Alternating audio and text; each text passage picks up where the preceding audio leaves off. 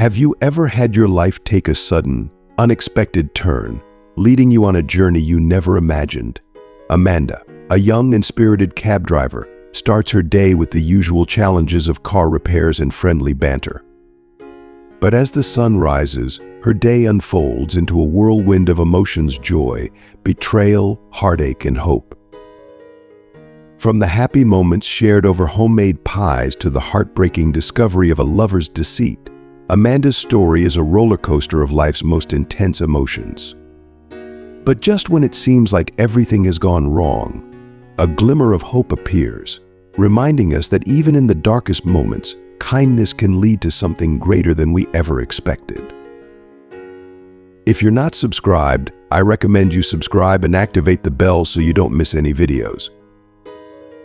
The sun was barely peeking over the horizon, casting a soft golden glow on the bustling taxi park's garage, which was already alive with the sounds of morning. Amanda, a spirited young cab driver, was deeply engrossed in fixing her car, her hands stained with grease as she worked tirelessly under the hood. For a good 30 minutes, she was so focused on her task that the world around her faded into the background. That is, until a familiar, resonant voice pierced the air, pulling her back to reality. "Amanda, up so early and already neck-deep in your car's engine? What's the matter? Do you need a hand?" The sudden interruption made Amanda pause. She straightened up, feeling the sweat trickle down her face, and wiped it away with the back of her hand. The sight she presented was almost comical, her face smudged with streaks of engine oil, holding a ragged cloth in one hand and a greasy wrench in the other, a far cry from the image of a young woman one might expect. "Good morning, Barry," she replied with a weary smile. "No worries, I've got it sorted. The ignition was acting up, but I swapped out the plugs, and she's purring like a kitten now. Give me a minute to clean up, and we can grab some coffee. I haven't had a bite to eat yet, and my stomach's starting to complain. I made some cabbage pies last night, dig," and while I wash up, Barry's eyes lit up as he eagerly reached for the pastries, his anticipation almost palpable. "Amanda, you're something else. These pies are divine. You can fix cars, bake like a pro, and you're gorgeous on top of it all. It's a real shame I'm married, and your fiancé, well, let's just say he doesn't know what a treasure he has. A woman like you deserves to be adored, protected, and never taken for granted." Amanda sighed deeply, a heaviness settling in her chest as she sank onto the bench beside him, the rich aroma of her scalding coffee wafting up to meet her. "Barry, don't take it the wrong way, but men, they're all the same. They shower you with love at first, then vanish like mist in the morning. Honestly, I'm better off on my own. I'll save up, have a child, though, and raise him by myself. Just promise me you won't breathe a word to Mr. Ferris about the baby. That greedy, heartless man would toss me out without a second thought." Before Amanda could even finish her meager breakfast, the crackling sound of the radio filled the air. The dispatcher's voice informing her that a client was waiting. She exchanged a quick handshake with Barry and slipped behind the wheel, humming a soft, wistful tune as she drove off into the awakening day. In reality, Amanda found an unexpected sense of fulfillment in her work as a cab driver. The job, which brought her into contact with all sorts of people, kept her days vibrant and engaging. Each ride was an opportunity to learn something new, whether it was the latest local gossip or a fascinating story shared by a passenger. Still, the job wasn't without its challenges. If someone had told Amanda just 3 months ago that she would be navigating city streets in a taxi for a living, she likely would have laughed it off in disbelief. Amanda's roots were in the countryside, where she spent her childhood enveloped in the simplicity and beauty of rural life. Her mother passed away when Amanda was only 5, taken too soon by a severe kidney disease. As for her father, he was a mystery, someone she never knew. Her grandfather, a steadfast and loving man, couldn't bear the thought of his granddaughter ending up in an orphanage, so he took on the role of her guardian. Together, They built a life surrounded by endless wheat fields, the sweet scent of hay, and the company of her beloved cat. The countryside was Amanda's sanctuary, and her grandfather was her anchor. He taught her everything, from the art of mowing grass to the intricacies of driving and repairing their old Chevrolet. It was during those years that Amanda learned to appreciate the value of hard work and self-reliance. By the time she was 16, she could handle the car as adeptly as any seasoned driver. Her skills paid off when she passed her driver's license test on the first try, a feat that filled her with pride. But as much as she loved her rural life, Amanda couldn't ignore the dwindling prospects in the village. The youth were leaving, seeking better opportunities elsewhere, leaving behind only the elderly. With a heavy heart, Amanda decided it was time to follow suit. Her grandfather, understanding her need for more, gave her his small savings, blessed her, and wished her success as she set off for the city. Once in the city, Amanda rented a modest room and found a job as a waitress at a quaint cafe. The work was grueling. She spent her days on her feet, and by the end of her shift, her back ached terribly. But it was a means to an end, a way to support herself while she figured out her next steps. There was, however, a bright spot in her daily routine: a young, handsome customer who visited the cafe during her lunch breaks.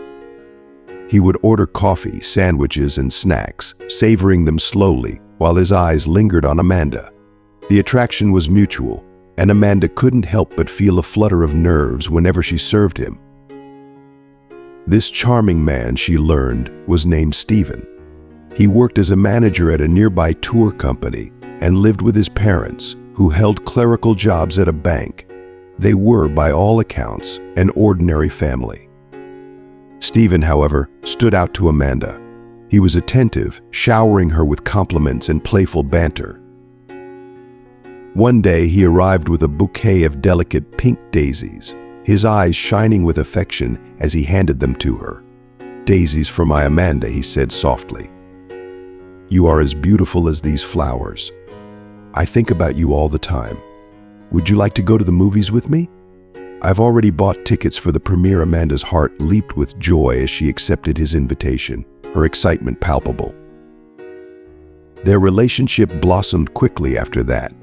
Stephen would meet Amanda after her shifts, walking her home with the promise of forever in his eyes. It wasn't long before Amanda began to dream of a future with him, a future that Stephen had hinted at with talks of marriage. But those dreams were shattered the day Amanda discovered she was pregnant. The realization filled her with a mix of fear and joy. She knew they hadn't discussed children, and with no wedding date set, she was unsure how Stephen would react. That evening, she nervously shared the news with him, hoping for a warm embrace and shared excitement. But instead, Stephen's face clouded over, his silence heavy and uncomfortable. Amanda's heart sank as she saw the displeasure in his expression. "Aren't you happy, honey? This is our baby, yours and mine. We should get married soon before anyone notices the bump," she urged, trying to coax some joy out of him. Stephen's response was anything but reassuring. "I guess so," he mumbled, avoiding her eyes.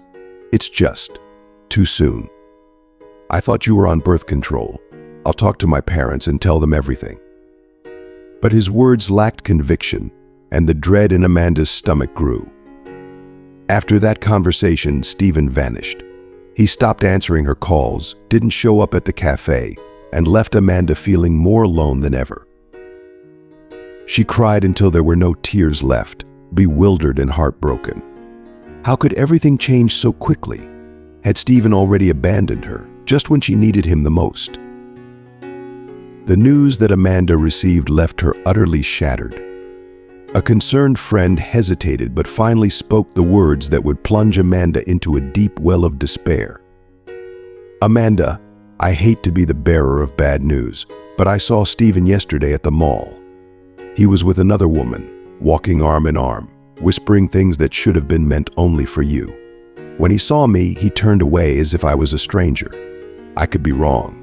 But Amanda, it looks like Stephen has moved on to someone else." Amanda's world crumbled in an instant. Tears streamed down her face uncontrollably as she tried to grasp the reality of what she had just heard. How could this be happening? How could Stephen, the man she loved and trusted, betray her so easily? Maybe it was all a misunderstanding, she thought desperately. Perhaps the woman was just a relative or a colleague. But the seed of doubt had already taken root in her heart, and she knew she had to find out the truth, or it would drive her mad. She couldn't focus on anything else, not even her job. Amanda made up an excuse to leave work early and positioned herself outside Stephen's office, determined to get answers. She waited for what felt like an eternity, her anxiety growing with each passing minute. After 2 long hours, Stephen finally emerged, but he wasn't alone. The sight that met Amanda's eyes was like a punch to the gut. There, beside Stephen, was the same woman from the mall, her hand intertwined with his as they made their way to a sleek, expensive car. Amanda's breath caught in her throat as she watched them share a passionate kiss, the kind that once made her heart soar. At that moment, all the hurt and betrayal Amanda had been holding back erupted in a wave of uncontrollable rage. She sprinted towards the car, her fists pounding on the glass as she screamed, "You liar! You traitor! What about me? What about the promises you made? Aren't you ashamed of yourself, you coward?" The shock on Stephen's face was clear as he hurriedly stepped out of the car, trying to push Amanda away. "Amanda, please. Forgive me. I didn't mean for this to happen. Peggy is my fiancée now. My parents decided it. I told them about us, and they forbade me from seeing you again. It's over, Amanda. Please just go." Amanda's heart broke all over again. The pain was unbearable, and in a moment of sheer desperation, she slapped Stephen hard across the face. "But I'm pregnant with your child," she cried, her voice trembling with anguish. "What am I supposed to do now?" "Don't you care at all?" Stephen looked at her with a cold detachment that made her blood run cold. "I don't know, Amanda. Just go to the hospital and deal with it. It's not a big deal. Now, stop causing a scene and leave." As if the situation couldn't get any worse, the woman who had been sitting in the car stepped out, her gaze icy and disdainful. "Who is this, Stephen? What does this hysterical woman want from you?" she demanded, her tone dripping with arrogance. Stephen shoved Amanda aside and muttered, "It's nothing. She's just confused." The woman, Peggy, then strode up to Amanda, her eyes boring into hers with an intensity that sent shivers down Amanda's spine. "Listen carefully," she said, her voice laced with menace. "This man is mine now. I've claimed him, and you'd better stay out of our way. My father has connections, and if you cause trouble, you'll regret it. Consider yourself warned." With that, Stephen and Peggy got back into the car, and as they sped away, the tires splashed a puddle of dirty water all over Amanda, leaving her soaked and humiliated. Amanda stood there, drenched and frozen in place, her mind struggling to process what had just happened. It felt like a nightmare, a horrible dream she couldn't wake up from. She couldn't face anyone, couldn't go back to work, couldn't do anything but cry. For an entire week, she remained holed up in her small apartment, consumed by the betrayal and grief that had ripped her life apart. Dark thoughts began to creep in, tempting her to end the pregnancy, to rid herself of all the pain at once. But deep down, she was terrified. What if something went wrong and she could never have children again? How could she live with herself knowing she had ended an innocent life? Amid her despair, a knock on the door broke through the haze of her sorrow. It was her neighbor, Barry, looking concerned as he asked for some stomach medicine for his sick child. When he saw the state Amanda was in, he didn't hesitate. He gently but firmly insisted she come with him to his home. Once there, his wife joined them, offering Amanda a warm cup of tea and some much-needed sedatives. They listened patiently as Amanda poured out her heart, reliving every painful detail of Stephen's betrayal. It was the first time she had spoken the words aloud, and the release was both cathartic and heartbreaking. Barry listened quietly, shaking his head in disbelief. When Amanda finally finished, exhausted from the weight of her emotions, he spoke in a low, steady voice. "Amanda, what a mess this is. You're Steven. He's nothing but a jerk. There's no excuse for what he did. But the question now is, what are you going to do?" Amanda could only shrug helplessly. "I've been gone from the cafe for a week. They probably fired me. I guess I'll have to go back to the village, back to my grandfather. But how can I face him now? I feel so ashamed and I don't know how I'll survive. How will I ever make a life for myself again?" Barry scratched his head thoughtfully and replied, "No, going back to the village won't solve anything. What will you do there? Milk cows and tend to chickens? That's not the life you want, Amanda. You mentioned you have a driver's license and that you're good behind the wheel. Well, our taxi company is in desperate need of drivers. Why don't you come to work with us? The pay is decent, and if you're diligent, you can save up enough for the baby and your future. Just be careful, mister. Ferris, our boss, is strict and always watching. He can be a bit of a hardliner, especially if he finds out you're pregnant. So keep that under wraps, at least until you've settled in." Amanda, her face still wet with tears, felt a spark of hope ignite within her. She looked at Barry with deep gratitude, her voice trembling with relief. "Thank you, Barry. This is like a dream come true for me. I've loved the open road and the thrill of driving ever since I was a kid. I'm confident I can handle the job. I'll start fresh, leave that cafe behind for good. I'll come by tomorrow to start. But first, I need to clean up. I must look a sight," all puffy-eyed from crying. Barry's wife, with a warm smile, gently patted Amanda on the shoulder. "That's the spirit, Amanda. Don't let that lowlife ruin your future. When you hold your baby in your arms, you'll see that nothing else matters. Everything will work out. We'll be here to support you. You're not alone." And so, Amanda embarked on a new chapter of her life, taking up the job at the taxi company. At first, Mr. Ferris was skeptical. He doubted whether Amanda, a young woman, could handle the physical demands of the job, lifting heavy luggage and dealing with car troubles on the road. But as he watched her drive with confidence and expertly troubleshoot mechanical issues, his doubts began to fade. Amanda proved her worth, and he eventually agreed to keep her on. This new role gave Amanda a sense of purpose and pride. She no longer had time to wallow in the pain of Steven's betrayal. Her days were filled with the hum of the engine, the rhythm of the road, and the lively exchanges with her passengers. Work became a sanctuary for her, a place where she could lose herself in the task at hand and push her sorrows to the back of her mind. Amanda's pregnancy was still in its early stages, so her growing belly remained hidden beneath loose-fitting sports hoodies and sweatshirts.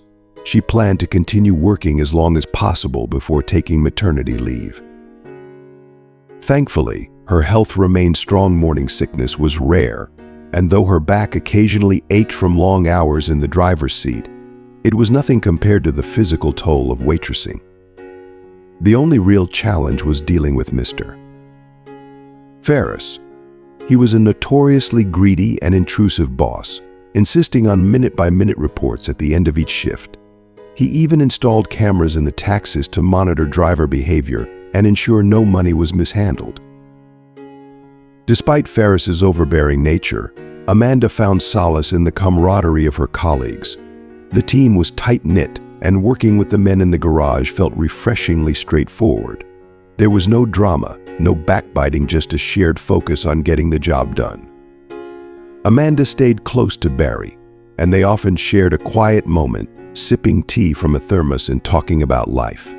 It was a small comfort amid her tumultuous world. Today, Amanda had been assigned a particularly lucrative fare. She needed to drive far beyond the city limits to pick up a client who promised to pay handsomely for the long journey back. The thought of the extra income lifted her spirits as she drove out of the city, humming a tune that matched her light-hearted mood. As she navigated the winding roads, Amanda's mind drifted to the future. She imagined where she would place the crib, how she would decorate the nursery, and where she could find an affordable stroller. She carefully calculated the expenses in her head, determined to provide the best for her child. But now and then, thoughts of Stephen crept in, unbidden. The memory of his betrayal was still fresh, and it hurt deeply. Sometimes the pain would well up in her throat, and she had to fight back tears. But Amanda was resilient. She forced herself to focus on what lay ahead: her new life, her child, and the strength she knew she had within her. The road stretched out before her, full of possibilities, and she was determined to keep moving forward, no matter what. Upon reaching the remote, opulent mansion nestled deep in the countryside, Amanda's previously good mood quickly dissipated. She had hoped this long-distance fare would be worth the effort, but instead, she was met with a scene of chaos. The mansion was buzzing with the sounds of a wild party, laughter and music spilling out into the night. Her client, a man far too drunk to make any coherent decisions, wavered between getting into the cab and staying at the party. Frustration built up in Amanda as the minutes ticked by. Just when she thought the ordeal might be over, the homeowner called and canceled the ride altogether. Disheartened, Amanda realized she had wasted precious fuel and time, all for nothing. She dreaded the inevitable scolding from Mr. Ferris, even though none of this was her fault. To make matters worse, the weather had taken a turn for the worse. The sky, now heavy with dark clouds, unleashed a torrential downpour, soaking her mood just as thoroughly as the rain soaked the earth. Amanda was halfway back to town, trying to shake off the frustration of the wasted trip, when something caught her eye. A figure suddenly stumbled out of the woods, right onto the road. The man was a mess. His clothes were caked in mud, his face smeared with dried blood, and he was staggering as if he could barely stand. Amanda's heart skipped a beat. She knew she couldn't just drive past and leave him there, even though her instincts warned her to be cautious. Slowing the car to a stop, she peered through the rain-spattered windshield. If he was just another drunk, she could always drive off. But something about his condition told her this wasn't just a case of too much alcohol. Pulling on her hooded jacket, Amanda jumped out of the car and ran to the man's side, the rain drenching her in seconds. Up close, his condition was even worse than she had first thought. His eyes were glazed, and he could barely keep his head up. "Hey, are you okay? Do you need help? Where are you headed? If you're going to the city, I can give you a ride," she called out, trying to get his attention.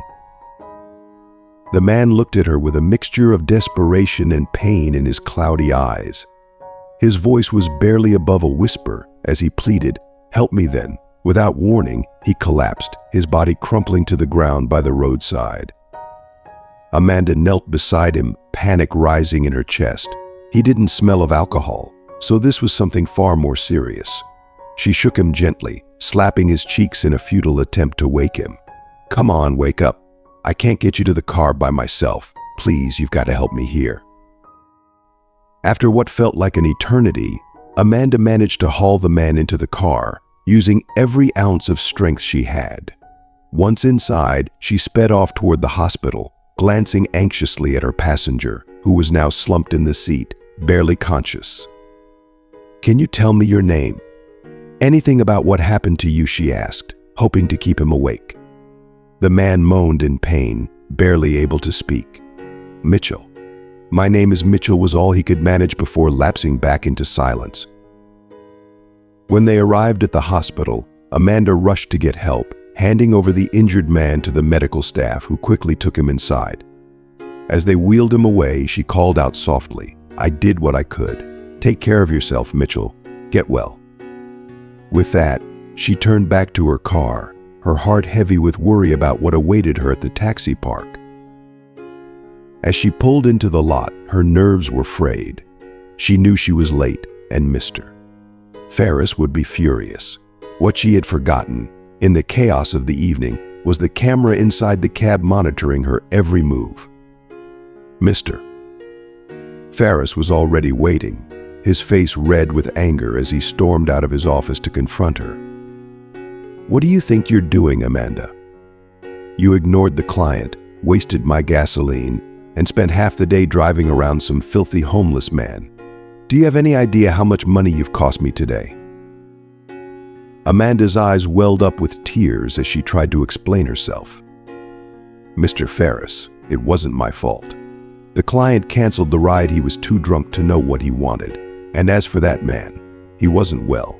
I couldn't just leave him there to die on the side of the road. What was I supposed to do?" But her boss was having none of it. His voice rose in fury as he pointed a finger at her. "You'll pay for that little act of charity out of your pocket. The cost of the gas, the lost fare, and your bonus, consider them gone. Maybe that'll teach you not to waste my time and money. And don't think you're off the hook yet. Get that car cleaned up. It's filthy.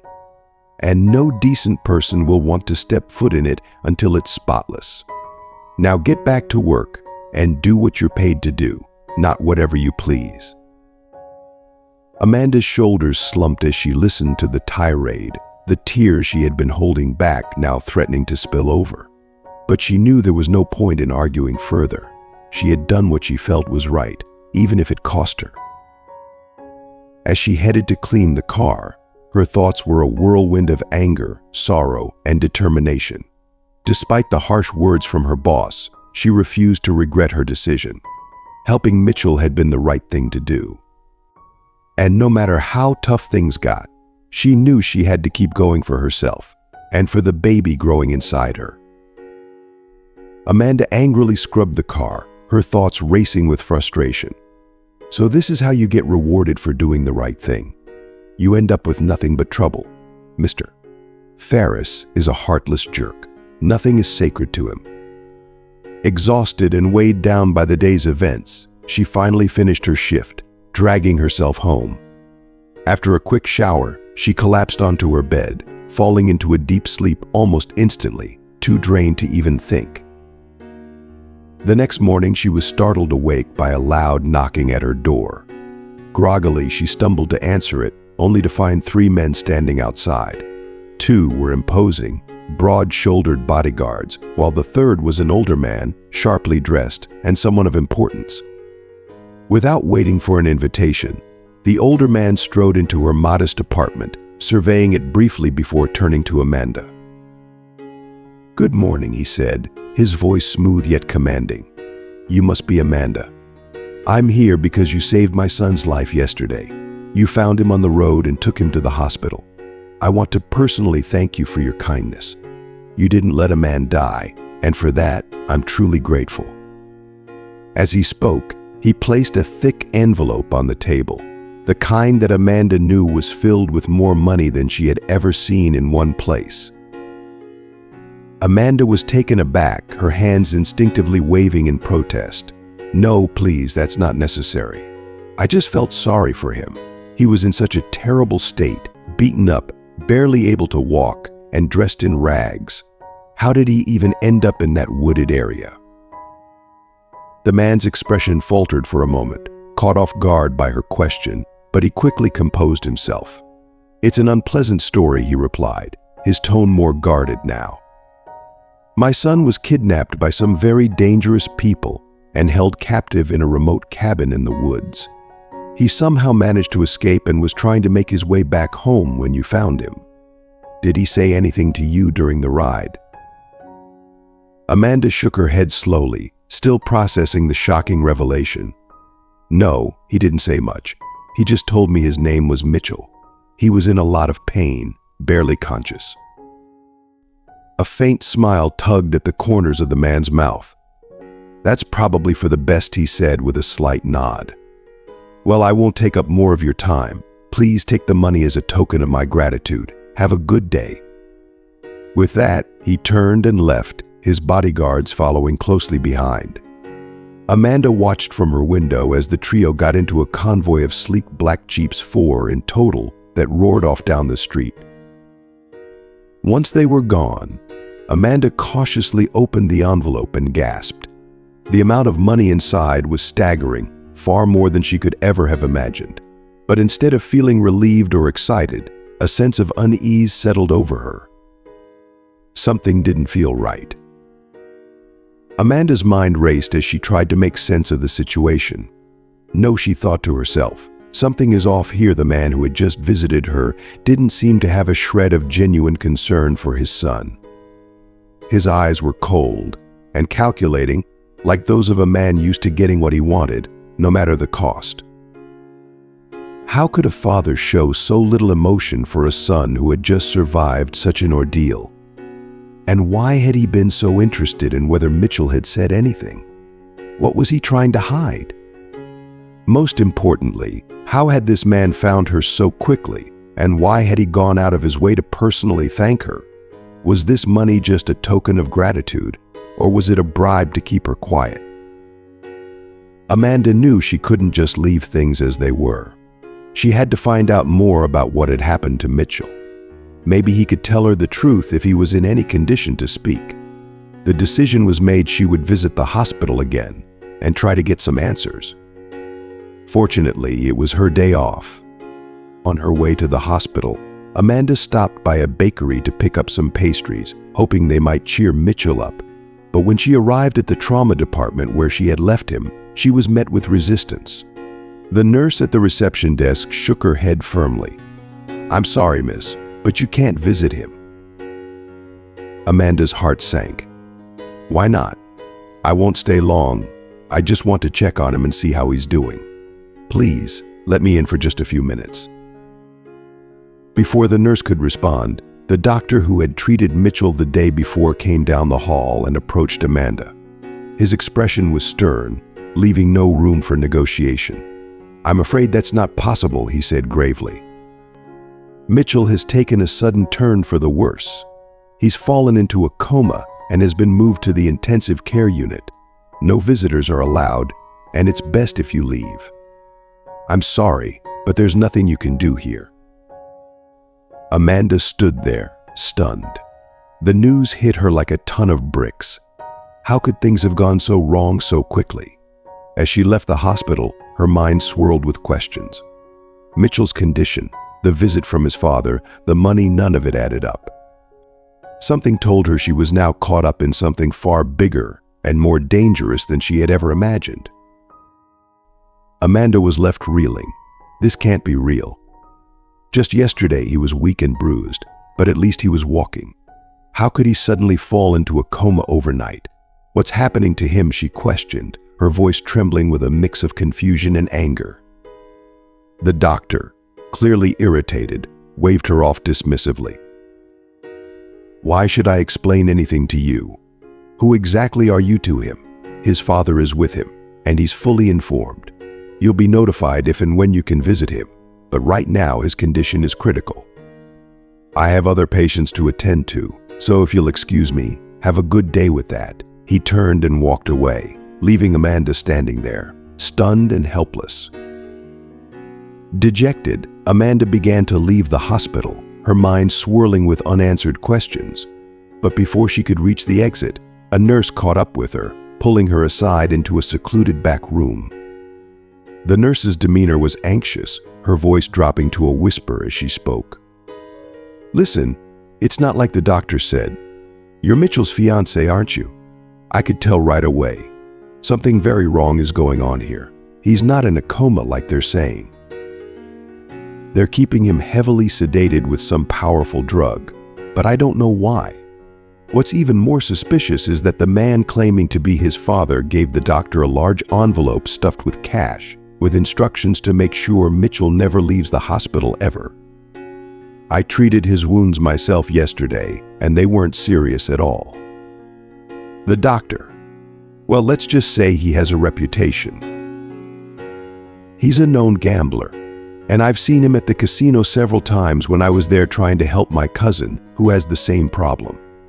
I'm telling you this because you deserve to know the truth, but please, don't mention my name. If anyone finds out I told you, I'll lose my job or worse. That's all I can say. I have to go." Amanda stood there in shock, her mind spinning with this new information. She felt like she was trapped in a nightmare. not knowing what to do or how to help Mitchell. Guilt gnawed at her as she berated herself. Why do I always get involved in situations like this? I already have enough problems of my own, and now I'm tangled up in someone else's mess. What a fool I am. But as the night wore on, Amanda found she couldn't stop thinking about Mitchell. The thought of leaving him to whatever sinister fate awaited him in that hospital was unbearable. By morning, she had made up her mind she couldn't live with herself if she didn't at least try to save him. After all, Mitchell was around her age, with his whole life ahead of him. It wasn't right, it wasn't fair. Her first instinct was to go straight to the police and report everything she had learned. But as she thought it over, she realized how risky that could be. If the wealthy man who had visited her had enough money and influence to bribe doctors and manipulate the situation, it was likely he had connections within the police as well. And what could she accuse him of? So far, everything was based on whispers and suspicions, with no concrete evidence to back it up. The realization that she was alone in this, with no one to turn to for advice, weighed heavily on her. Amanda's mind raced as she tried to come up with a plan. She knew she had to act, but she had to be smart about it. Every option seemed fraught with danger, but doing nothing wasn't an option either. She needed to find a way to help Mitchell without exposing herself to the powerful forces that seemed determined to keep him silenced. As the morning light filtered through her window, Amanda felt the weight of the decision she was about to make. It would take all her courage and resourcefulness, but she couldn't let fear paralyze her. Whatever the cost, she was determined to find a way to save Mitchell and uncover the truth behind the dark web of lies that threatened to consume them both. Amanda's heart was pounding as she watched Deborah enter the cafe, right on time. The nurse looked surprised but curious, and Amanda wasted no time launching into her plea. "Deborah, I'm so sorry to bother you again, but I have no one else to turn to. I'm desperate to save Mitchell. I can't tell anyone about this, they wouldn't believe me. Or worse, they'd be too afraid to help. I want to get him out of the hospital, but I don't know how. He's in a coma. And I'm scared that if we don't do something soon, he'll never get out." Deborah listened intently, her face a mixture of concern and determination. After a moment of contemplation, she nodded. "Okay, Amanda, let's think this through. Here's what we can do. I have the night shift the day after tomorrow. It'll be Saturday, and there won't be many people on duty. Plus, Mitchell's doctor is off on Sunday. I can withhold that medication, which should allow Mitchell to wake up in about 12 to 16 hours. I'll get you a white coat, a cap, and a mask so that no one recognizes you. We can also give you a fake name tag that says you're a doctor. We'll handle this ourselves. I don't trust anyone else to be involved. The only thing left to figure out is what to say when they realize Mitchell is gone. I could lose my job, or worse. But you know what? If they fire me, so be it." Amanda sighed heavily, the weight of their plan pressing down on her. "I don't have anywhere else to take him except my place. Once he wakes up and can tell us who kidnapped him and why, we'll go straight to the prosecutor's office. They can deal with the rest. We just need to get him out of there first." The two women agreed on the plan, their shared resolve strengthening their bond. The days leading up to the operation were nerve-wracking for Amanda. She could barely concentrate on her work, her mind constantly drifting to the risks they were about to take. By the time the appointed night arrived, she was a bundle of nerves, trembling with fear of what might go wrong. Doubts plagued her. What if Mitchell didn't wake up? What if they got caught? But it was too late to back out now. This was their only chance to save him. On the night of the plan, Amanda turned off the camera in her taxi after completing her last order, just as Deborah had instructed. She drove to the hospital, her hands shaking as she gripped the steering wheel. Upon arrival, she changed into the clothes Deborah had provided: a white coat, cap, and mask. She crossed herself, took a deep breath, and marched toward the ICU, her heart pounding in her chest. Deborah was waiting for her in the ward, her face set with determination. Together, they carefully lifted Mitchell onto a gurney, working as quietly and quickly as possible. The sound of the gurney's wheels clattering on the tiled floor echoed through the empty corridor, and Amanda's heart raced with every step. She prayed silently, willing them to remain unseen and unquestioned. Luck seemed to be on their side. The late hour meant that the hospital was mostly quiet, the patients were asleep, and the doctor on duty was dozing at his station. They reached the exit without encountering anyone. Once outside, they transferred Mitchell into the back seat of Amanda's car, his unconscious form draped over the seats. Deborah turned back to Amanda, her voice barely above a whisper, as she handed her a small bag. "Be careful, Amanda. I wish you and your fiancé safe and speedy recovery. I've packed the necessary medications and written down instructions on how to care for him. I need to get back before anyone notices I'm gone. Good luck." Amanda watched as Deborah hurried back into the hospital and then quickly got into the driver's seat. The weight of what they had just done settled heavily on her shoulders, but there was no time for second thoughts. She started the car and drove away, her eyes darting between the road and the rearview mirror, half expecting someone to come chasing after them. As she navigated the dark streets back to her apartment, Amanda couldn't shake the fear that something might still go wrong. But she pushed those thoughts aside, focusing instead on what she needed to do next. She had to get Mitchell settled and hope that he would wake up as Deborah predicted. This was the only chance they had, and Amanda was determined not to let it slip away. Finally, she arrived at her apartment. She carefully maneuvered Mitchell inside, struggling under his weight, and laid him on her bed. The instructions Deborah had given her were clear, and Amanda followed them to the letter. She administered the medications and set up a small table beside the bed with everything she might need. Then, she sat down in a chair next to Mitchell, her eyes heavy with exhaustion, but her mind too wired to sleep. As she watched over him, waiting for any sign of movement, Amanda whispered a prayer for strength, knowing that whatever happened next, she would face it head-on. Amanda drove like a woman possessed, her heart racing with every turn. The weight of what she was doing pressed heavily on her, making her feel like a fugitive on the run. Every shadow seemed threatening, every car on the road a potential pursuer. When she finally reached her house, she barely took a breath before urgently dialing Barry's number. Her voice trembled as she whispered into the receiver, "Barry, please, I need your help. It's an emergency. I'm sorry it's so late." Barry, half asleep and bewildered, stumbled outside, only to be met with the sight of an unconscious man slumped in the back seat of Amanda's car. His eyes widened in shock. "Amanda, what's going on? Who is this? What have you gotten yourself into?" "Amanda," her voice desperate, pleaded, "Barry, please, help me get him inside. I can't lift him by myself. I'll explain everything later, I swear, but right now I need you to trust me and not ask any questions." Seeing the urgency in her eyes, Barry didn't hesitate any longer.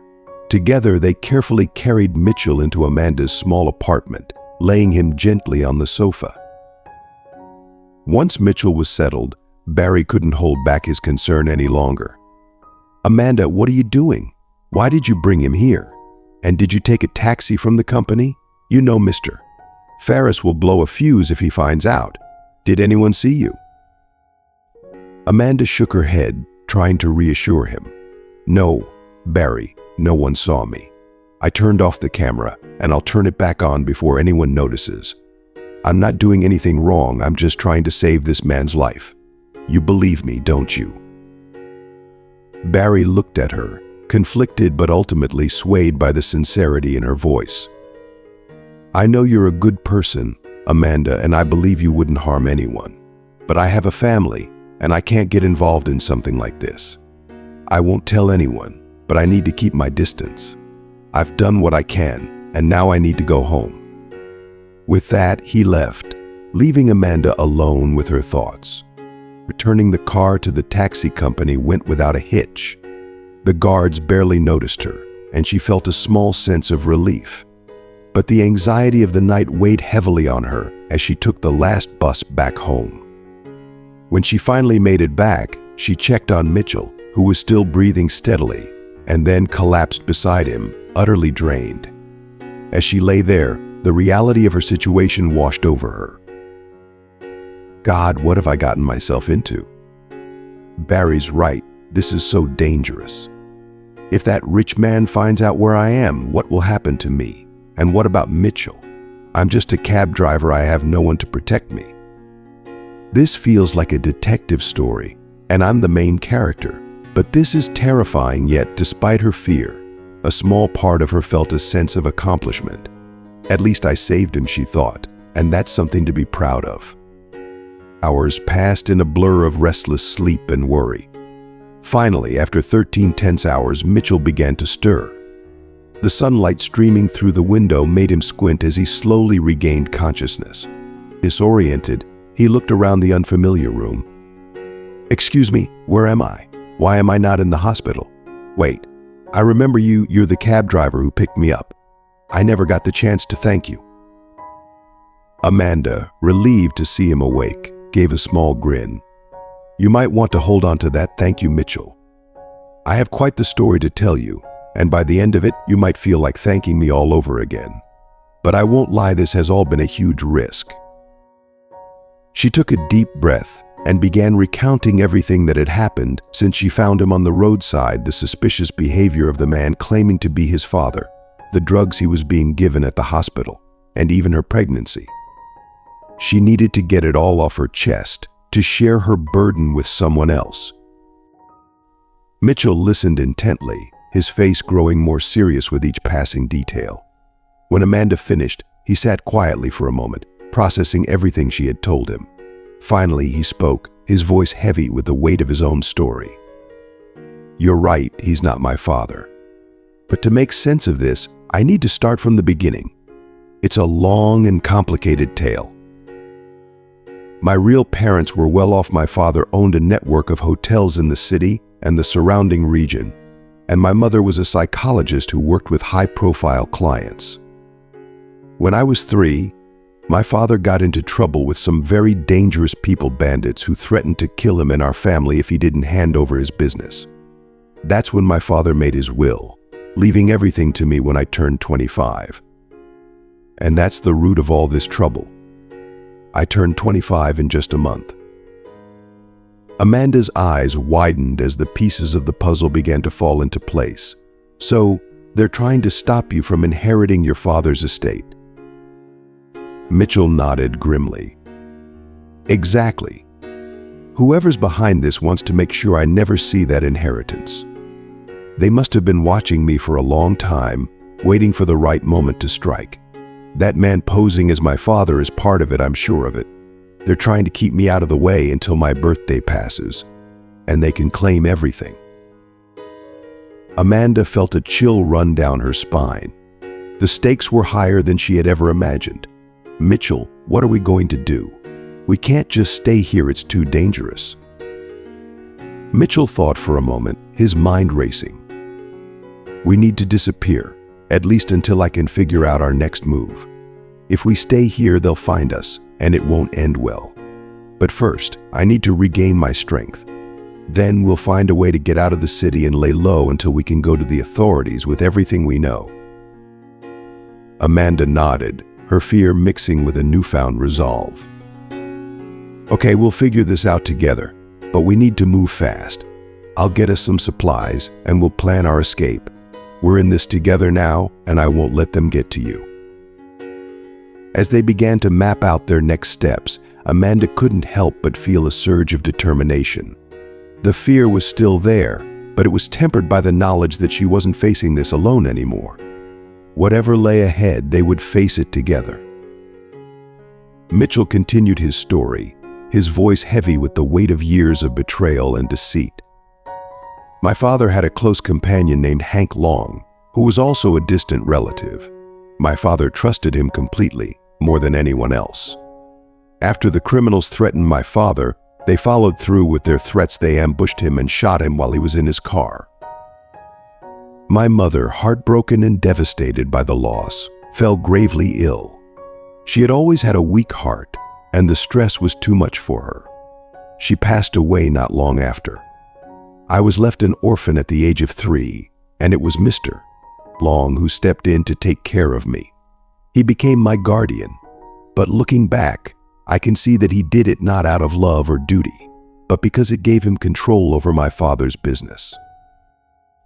Mr. Long took over my father's empire and always made me feel like I owed him for not sending me to an orphanage. He treated me with cold indifference, not cruelly, but there was no affection, no warmth.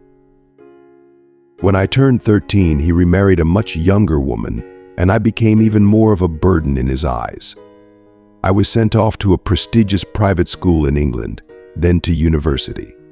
I only returned home occasionally, just long enough to see how little place I had in Mr. Long's life. Eventually, I decided to strike out on my own, to start my own business and make a name for myself. But Mr. Long wasn't willing to let go of his control over me. That's when things took a darker turn. I found out about my father's will by accident. It was my former nanny who told me she had been with me during those dark early years and knew all the family secrets. She had kept quiet for so long, but she couldn't keep it from me forever.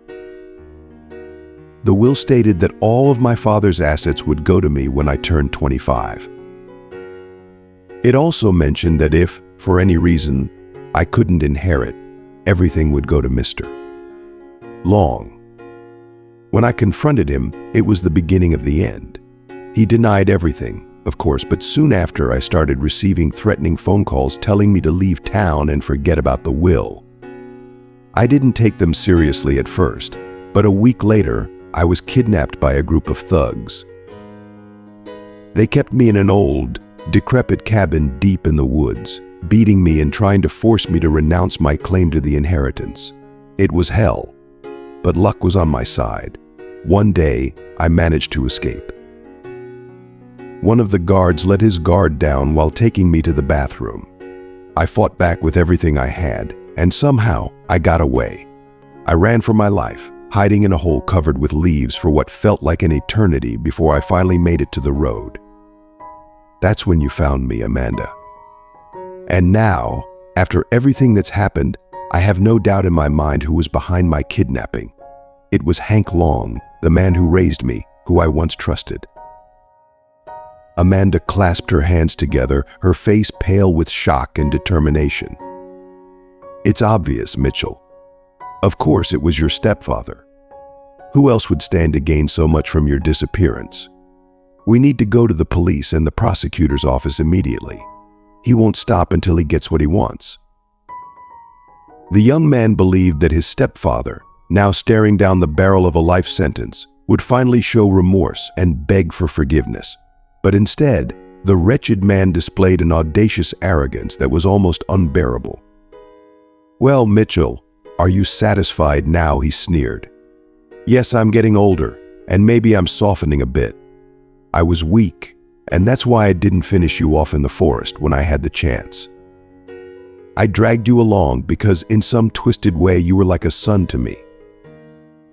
Mitchell felt his chest tighten with rage at such shameless hypocrisy. "A son," he spat. "How dare you even utter those words? You've been feeding me lies since I was a child, telling me you'd avenge my father's death, pretending to mourn him, and claiming to be grateful for everything he did for you. But all along, it was you who ordered his murder, you who ripped my mother from me shortly after. You didn't just ruin my life, you shattered it beyond repair. If you hated me so much, why didn't you end my life sooner? Why did you send me to that private school for all those years, pretending to care? You never loved me, not for a single moment. You just tolerated my existence, didn't you?" The businessman's grin twisted into something dark and sinister. "At first I pitied you, so I sent you away to study, keeping you out of sight and out of mind. Plus it helped maintain my spotless reputation in the eyes of the elite. Raising the son of my deceased partner earned me admiration and trust, shielding me from any suspicion. But then you had to return and ruin everything. When you started babbling about the will, I knew I had to act. I couldn't let you inherit everything. Such a grand inheritance was far too generous.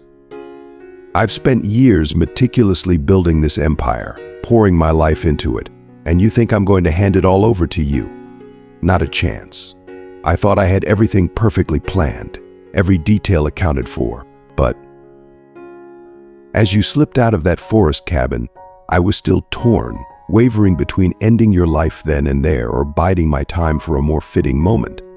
But you managed to escape, all thanks to that foolish cab driver.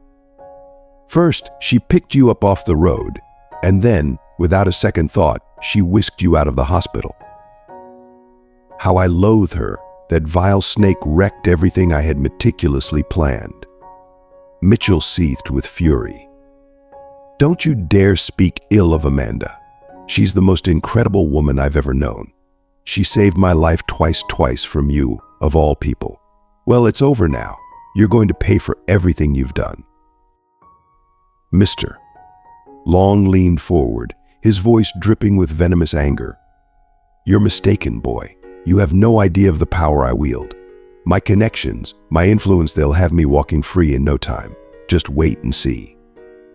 But justice, it seemed, was not swayed by his threats. The court delivered a merciless verdict, and the businessman turned murderer found himself condemned to a life behind bars, a far cry from the opulent, carefree existence he had once enjoyed. As the sentence was read, he raged in the courtroom, spitting out his hatred for Amanda, blaming her for the collapse of his grand ambitions. In his eyes, she had not only saved her despised stepson, but had also thwarted his ascent to even greater wealth and power. Meanwhile, Mitchell threw himself into his work, taking the reins of the company and immersing himself in the demands of leadership. Yet, amid the relentless pace of his new responsibilities, he and Amanda grew closer. They often met, sharing not just moments of friendship but a deeper connection that Mitchell kept hidden from her. He found himself irresistibly drawn to her, captivated by her spirit and warmth. There was something utterly enchanting about this lively, snub-nosed young woman, with her infectious laughter, endearing floppy ears, and golden curls that framed her face like a halo. Her eyes, filled with kindness and warmth, only deepened his affection. But he couldn't bring himself to confess his feelings, not when she was carrying another man's child and preparing for the arrival of her baby. The fear of ruining their bond, of tainting the trust between them, kept his love locked away. Instead, Mitchell chose to be there for her in every way he could. He insisted that Amanda leave her cramped, outdated apartment and move into a cozy, more comfortable place that he rented for her. He also urged her to quit her job as a taxi driver, knowing that her pregnancy was becoming more visible and that her employer, Mr. Ferris, might not only deny her maternity leave but also dismiss her without a second thought. Mitchell stepped in, offering financial support and ensuring that Amanda lacked nothing during this critical time. Despite his good intentions, Amanda felt uneasy about the extent of his care. Mitchell, you're spoiling me far too much. No one has ever taken care of me like this. I can't thank you enough. It's just that I miss driving. I loved that job. Being cooped up inside all day is so dull. Mitchell, his voice gentle and sincere, looked into her eyes and said, Amanda, this is the very least I can do for you. You're no longer a stranger to me. In fact, you're the closest person in my life. Don't worry, soon you'll have a beautiful baby boy, and I promise, you'll never have a dull moment again. I'll be there to pick you up from the hospital. Will you let me be his godfather? Tears welled up in Amanda's eyes as she responded softly, of course, Mitchell. How could you even ask? You know, I feel so at ease with you, more than with anyone else. Why didn't our paths cross sooner? It's such a shame that nothing can change the past. Though Amanda's heart was also full of love for Mitchell, she suppressed her feelings, knowing the complications they could bring. She constantly reminded herself, don't dream of him. Why would he want anything to do with another man's child? Don't ruin his life. But then, why does he care so deeply about me? Not every husband would go to such lengths. Is it just gratitude? I must keep reminding myself that he's just a friend. Nothing more. There can never be anything else between us. These thoughts consumed Amanda, filling her with doubt and uncertainty. She had no one to confide in about her growing feelings for Mitchell.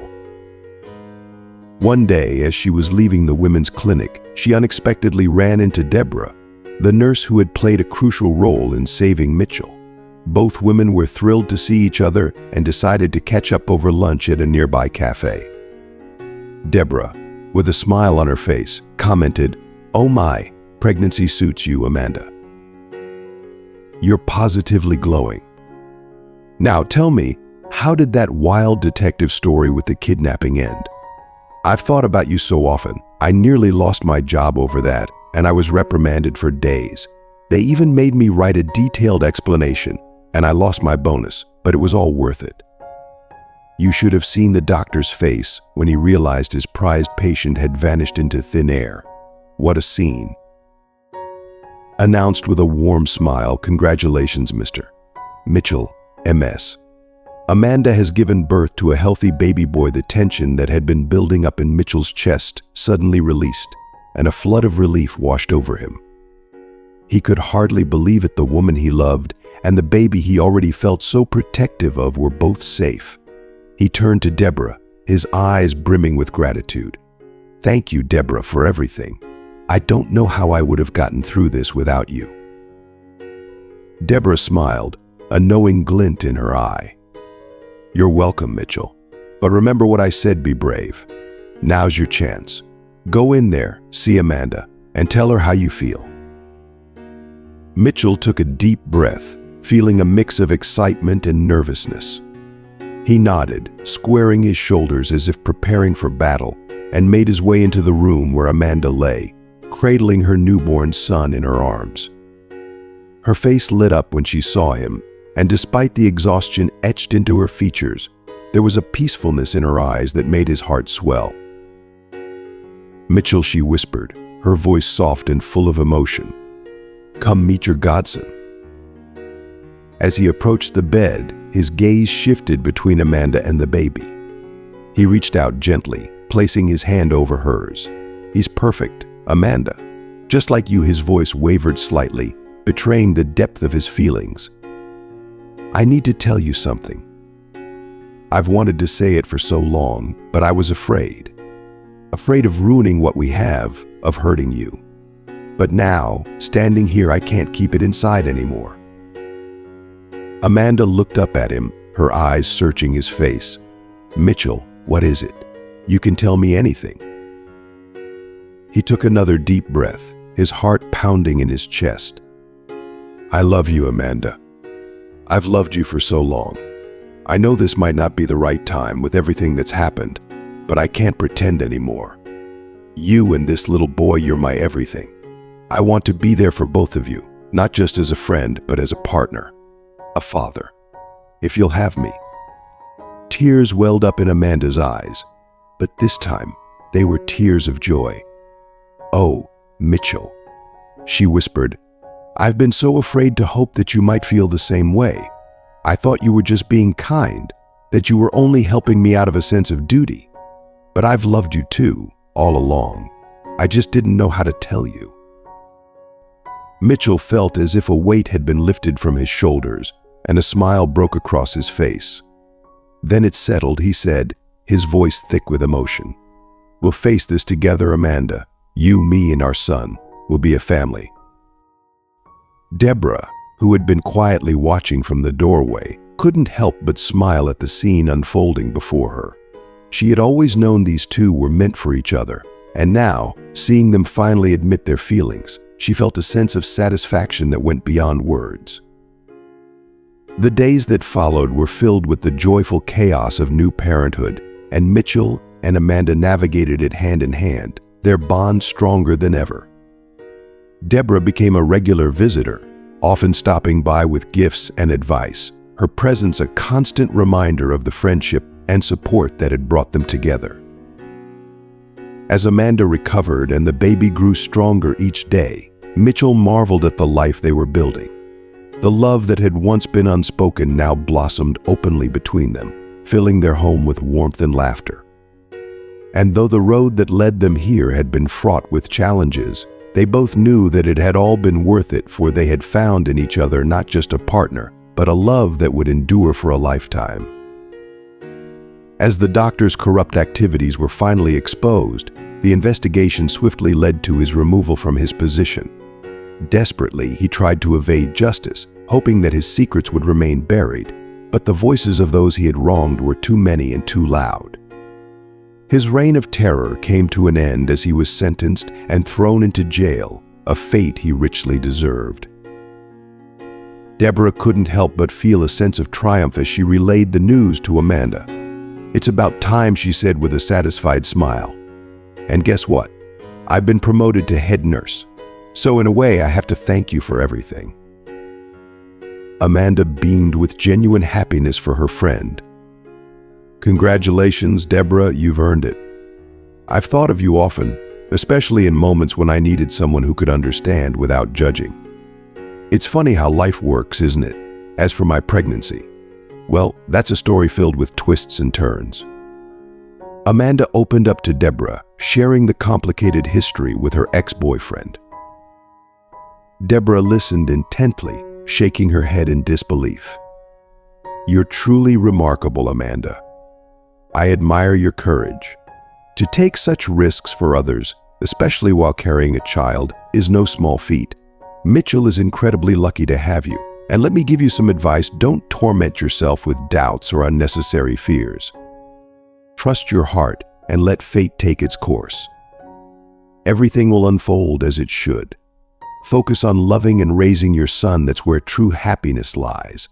If Mitchell loves you, he'll find a way to show it, and believe me, a child won't stand in the way of that. I've made my own mistakes, ones I regret deeply. When I was younger, I fought with my fiancée and made a rash decision to end my pregnancy. Now, at 37, I have no children, no husband, and a heavy heart full of regret.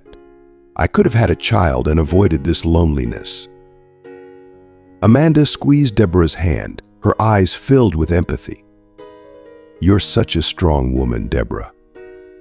I'm so grateful for everything you've done for me. Please, come visit often. I'd love to have your company. I've never had a true friend like you before, someone I can trust. Let's be friends for life." Deborah's eyes sparkled with joy. "I'd love that. I'm off on Sundays, so how about we spend some time together? We can go shopping for baby things, look at strollers, and just chat. I'm sure we'll have a blast." From that moment on, Amanda and Deborah's bond grew even stronger, their friendship blossoming into a sisterhood of sorts. When Amanda's contractions began in the dead of night, she didn't hesitate to call Deborah.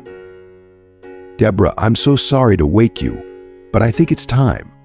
My stomach is killing me. It tightens and then releases." "I'm so scared, I don't know what to do," Deborah, instantly alert, reassured her friend.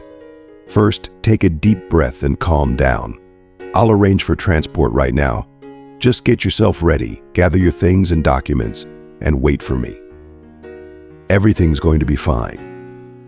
Doctor, Brewster is on duty tonight, and she's excellent. I'll be right there with you." After hanging up, Deborah immediately called Mitchell. "Wake up, Romeo. Your Juliet is about to have a baby. Let's get moving." Within 30 minutes, Amanda was in the labor room, while Deborah and Mitchell waited anxiously in the corridor. Mitchell was a bundle of nerves, pacing back and forth, his anxiety palpable. "Deborah, you're a medical professional. Tell me, is Amanda going to be all right? Why is it taking so long? What if something's gone wrong?" Deborah gave him a reassuring smile. "Relax, Mitchell. Go grab a coffee from the machine and try to calm down.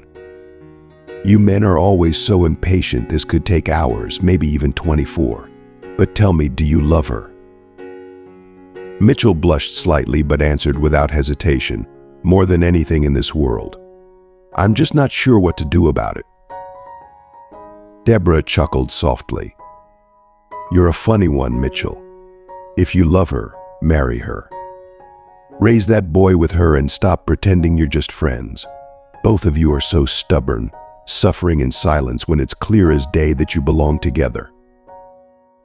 Mitchell's eyes widened in surprise. You think she loves me too? I've been so scared to say anything, worried I might push her away. I can't sleep, can't eat, she's all I think about. Deborah nodded confidently. Absolutely. Amanda loves you, Mitchell. Trust me. US girls were romantics at heart, always hoping the man will make the first move. So be brave. Finally, a nurse emerged from the labor room with a broad smile. Congratulations, Mr. Mitchell. Amanda has given birth to a beautiful, healthy baby boy. The tension that had gripped Mitchell for hours melted away in an instant. He was overwhelmed with joy and relief, grateful beyond words that both Amanda and the baby were safe. Deborah winked at him playfully. See? I told you everything would be all right. Now, why don't you get some rest? I'll check on Amanda as soon as I can. I have a professional excuse after all. Amanda, holding her newborn close to her chest, felt a profound sense of peace. All the pain and struggle of labor faded into the background as she gazed at her son. The name Mark came to her effortlessly. It didn't matter who his biological father was. What mattered was that this tiny human was hers, and her life was now dedicated to him. The door creaked open, and Deborah tiptoed in, her face alight with excitement. She leaned in to kiss Amanda on the cheek. Congratulations, Amanda. And who do we have here? Look at him, so serious he's already frowning like an old man. Come on, little one, smile at us. Amanda laughed softly, though weariness tinged her voice. It wasn't easy, Deborah. The doctors weren't sure I'd be able to do it on my own, but Mark and I fought through it together. He's my little miracle. By the way, where's Mitchell? Did he go home? Deborah shook her head with a chuckle. Oh, I doubt he's gone far. You should have seen him. He was beside himself with worry, pacing like a caged tiger, bombarding me with questions. I do not doubt in my mind, Amanda, he loves you, and I wouldn't be surprised if he proposes soon. So can I be your maid of honor? Amanda's heart fluttered with hope and joy. Do you think so? I can't tell you how much it means to me that you and Mitchell are in my life. I was so alone before, just me and my neighbor, with no one else to lean on. Deborah grinned. I'll happily babysit little Mark whenever you need a break. I have a feeling he's going to be very fond of his Aunt Deborah. On the day Amanda was discharged, Mitchell arrived dressed sharply in an expensive suit, holding a bouquet. Deborah had been with Amanda all morning, helping her get ready, curling her hair, and teasing her all the while. Your Romeo is downstairs, waiting for his Juliet, she teased. Amanda looked at Deborah in confusion. What's going on, Deborah? It feels like we're preparing for a celebration, not just a discharge from the hospital. Why the fancy clothes? Deborah just smiled mysteriously. Who knows, Amanda? Maybe you're in for a surprise. As Amanda stepped outside, Mitchell rushed to her side, while Deborah cradled little Mark in her arms. Mitchell pulled a small velvet box from his pocket and, with a tender smile, opened it to reveal a sparkling ring. Amanda, he began, his voice filled with emotion, congratulations on the birth of our son. I want to put this ring on your finger as a symbol that we are no longer just friends. I love you with all my heart, and I want you to be my wife. Will you marry me? The nurses around them clapped, and the sound of a champagne cork popping filled the air. Even the elderly janitor paused to witness the heartfelt moment.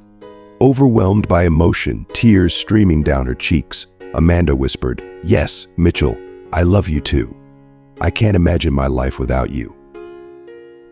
Deborah raised a glass of champagne and cheered. To the happy couple, she was overjoyed to see her two friends finally united in love.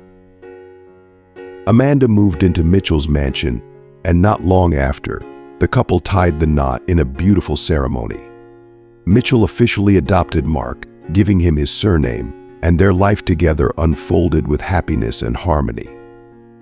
Amanda cherished her husband's unwavering loyalty, his boundless generosity, and the tender care he showed her and their son. She never once regretted her decision to marry Mitchell.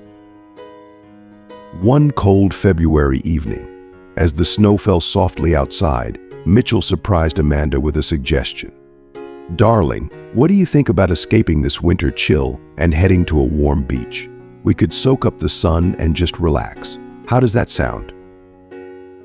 Amanda's eyes lit up with excitement. "Oh, Mitchell, that sounds wonderful. I've never been abroad, but I've always wanted to. You're amazing. Mark, guess what? We're going to the beach. Aren't you excited?" Mark clapped his little hands, and soon the family was bustling with the excitement of planning their trip. They visited a travel agency to find the perfect vacation package, where they were greeted warmly by the receptionist, who offered them coffee as they waited for the manager, Stephen, to assist them. When Stephen finally approached, Amanda offered a polite greeting but didn't recognize him at first. It wasn't until she looked closer that she realized why he seemed so familiar. It was her ex-boyfriend, Stephen. His appearance hadn't changed much, but his life had taken a different path. He was still a manager, with no significant progress in his career. Amanda remembered their breakup but chose to keep her composure, pretending not to know him. "My husband, son, and I are looking for a family-friendly beach vacation. What can you recommend?" Stephen was visibly shaken, unable to focus on the task at hand. His mind raced with thoughts. Is that Amanda the same girl I once knew? She looks incredible, and her husband must be wealthy. And that little boy, he even looks a bit like me. Could he be my son?